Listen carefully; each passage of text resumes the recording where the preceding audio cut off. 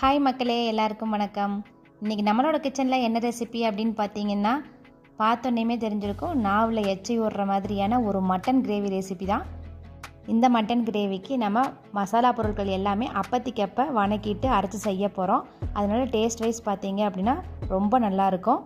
இந்த mutton கிரேவியோட taste பார்த்தீங்க அப்படின்னா ஹோட்டல் டேஸ்ட்டு மாதிரியே சூப்பராக இருக்கும். வாங்க இப்போ இது எப்படி பண்ணுறது அப்படிங்கிறத பார்த்துடலாம். ஃபஸ்ட்டு பார்த்தீங்க அப்படின்னா நான் இன்றைக்கி 1 கிலோ அளவுக்கு மட்டன் எடுத்திருக்கேன். அந்த மட்டனில் நம்ம தேவையான அளவு உப்பு போட்டுட்டு அது கூடயே ஒரு அரை டீஸ்பூன் அளவுக்கு மஞ்சள் தூள், அடுத்து காரத்துக்கு தேவையான அளவு மிளகாத்தூள். நான் இதில் ஒரு டேபிள் ஸ்பூன்லேருந்து 1 டேபிள் ஸ்பூன் அளவுக்கு மிளகாத்தூள் மட்டும் சேர்த்துருக்கேன். சும்மா இந்த கறிக்கு தேவையான அளவு மட்டும் நான் சேர்த்துருக்கேன். இன்னும் குழம்பு வைக்கிறதுக்கு அப்புறமா நம்ம ஆட் பண்ணிக்கலாம்.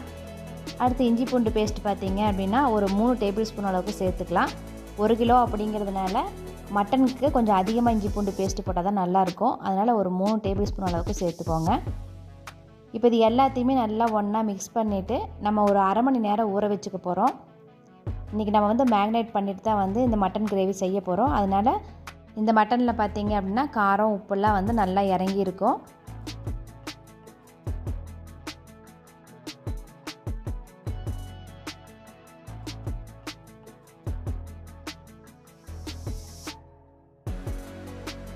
இது நல்லா மிக்ஸ் பண்ணியாச்சு. இதை நம்ம ஒரு அரை மணி நேரம் ஊற வச்சுக்கலாம். அதுக்குள்ளே நம்ம மசாலா பொருட்கள்லாம் வதக்கி அரைச்சிக்கலாம். நம்ம இன்றைக்கி எல்லாத்தையுமே ட்ரை ரோஸ்ட் தான் பண்ண போகிறோம். அதனால் வெறுங்கடாயில் ஒரு 2 டேபிள் ஸ்பூன் அளவுக்கு தனியா, கூடவே ஒரு டீஸ்பூன் அளவுக்கு சீரகம், 1 டீஸ்பூன் மிளகு, 2 துண்டு பட்டை, ஒரு 4-5 கிராம்பு, கூடவே பார்த்திங்க அப்படின்னா கசகசா ஒரு 1 டேபிள் ஸ்பூன் போட்டுக்கோங்க. அடுத்து இது கூடயே முந்திரி ஒரு 10-15 போட்டுக்கோங்க. கருவேப்பிலை தழை ஒரு கைப்பிடி அளவு. இப்படி எல்லாம் போட்டுட்டு நல்லா வெறும் கடாயிலேயே வறுத்து எடுத்துக்க போகிறோம். நல்லா வாசம் கலர் மாறும். அதுவரை நம்ம வறுத்துட்டு இது கூடயே கொப்பரை ஒரு 1/4 கப் அளவு சேர்த்துக்கோங்க. கொப்பரை உங்கள் வீட்டில் இல்லை அப்படின்னா நீங்கள் தேங்காயை நல்லா வறுத்துட்டு அதுக்கப்புறமா இது கூட சேர்த்துக்கோங்க. இப்போ இது எல்லாம் நல்லா வதங்கிடுச்சு.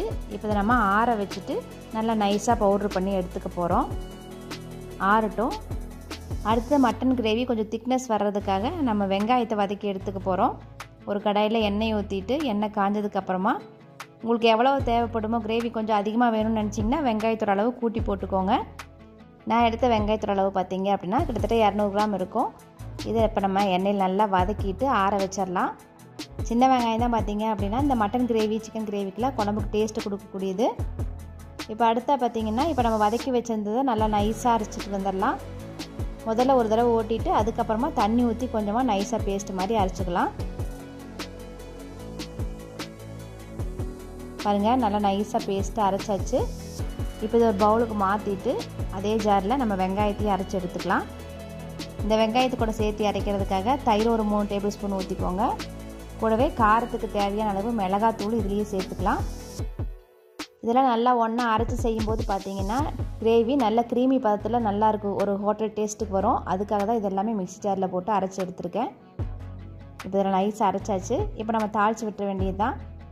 மட்டன் கொஞ்சம் வேகிறதுக்கு டைம் எடுக்கும் அப்படிங்கிறதுனால நான் இன்றைக்கி குக்கரில் தான் வைக்கிறேன். குக்கர் அடுப்பில் வச்சுட்டு எண்ணெய் ஊற்றிட்டு எண்ணெய் காஞ்சதுக்கப்புறமா இந்த நம்ம மேக்னேட் பண்ணி வச்சுருக்கிற மட்டனை கூட போட்டுக்கலாம். இதுக்கு பட்டை, கிராம்பு இதெல்லாம் தாளிக்கிறதுக்கு போட தேவையில்லை. ஏற்கனவே நம்ம வதக்கிட்டு அரைச்சிட்டோம். அதனால் வெறும் மட்டனை மட்டும் போட்டு நல்லா பெரட்டி விடுங்க.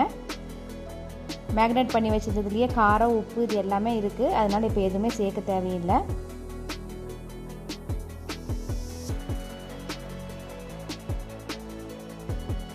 மட்டன் கொஞ்சம் நல்லா சூடேறி ஓரளவுக்கு நல்லா வெந்து வரட்டும். அதுக்கப்புறமா நம்ம அரைச்சி வச்சதெல்லாம் சேர்த்து மிக்ஸ் பண்ணிக்கலாம். பாருங்கள், இப்போ நல்லா கொதி பிடிச்ச மாதிரி வெந்து வந்திருக்கு. கறியும் நல்லா பந்தாக உருண்டு வந்துருச்சு. இப்போ இது கூட நம்ம வெங்காயம் அரைச்ச பேஸ்ட்டை சேர்த்துக்கலாம்.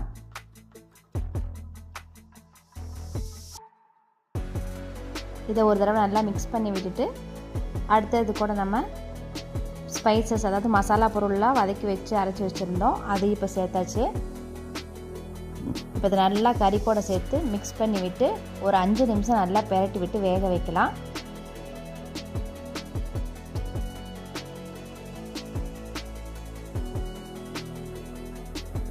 கறியில் மசாலாலாம் சேர்ந்து நல்லா வெந்து வந்திருக்கு. இப்போ இது கூட பச்சை கருவேப்பிலையும் கொத்தமல்லி தழையும் சேர்த்துக்கலாம். இந்த மாதிரி பச்சையாக சேர்க்கும்போது பார்த்தீங்க அப்படின்னா நம்மளுக்கு சுவை வந்து இன்னும் கூடுதலாக கொடுக்கும். இது நல்லா மிக்ஸ் பண்ணி விட்டுட்டு தேவையான அளவு தண்ணி ஊற்றிக்கலாம்.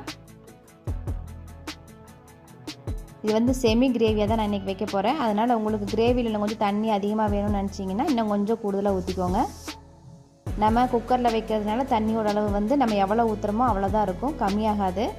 அதனால் உங்களுக்கு எவ்வளோ தேவைப்படுதோ அந்த அளவுக்கு ஊற்றிட்டு உப்பெல்லாம் பார்த்துட்டு அதுக்கப்புறமா குக்கரை மூடி போட்டு மூடி வச்சிடலாம். இந்த மாதிரி குக்கரில் எந்த கிரேவி வச்சிங்க அப்படின்னாலுமே அடுப்பை வந்து ஹையில் வச்சுட்டு ஒரு விசில் விட்டுட்டு அடுத்து சிம் பண்ணி வச்சுட்டு ஒரு 3 விசில் விட்டுக்கோங்க. அப்போ தான் கிரேவி வந்து நல்லா நம்மளுக்கு எண்ணெய் மேலே பிரிஞ்சு வந்து சூப்பரான கன்சிஸ்டன்சி கிடைக்கும். பாருங்கள், இப்போ நல்லா எண்ணெய் மேலே பிரிஞ்சு வந்து ஒரு சூப்பரான கிரேவி ரெடி ஆயிடுச்சு. இது பரோட்டா, சப்பாத்தி, சாப்பாடு இது எல்லாத்துக்குமே சைடிஷ் காம்பினேஷனாக சூப்பராக இருக்கும். நீங்களும் ஒரு தடவை இதே மெத்தடில் ட்ரை பண்ணுங்கள், உங்களுக்கும் வந்து சூப்பராக கிடைக்கும் கிரேவி.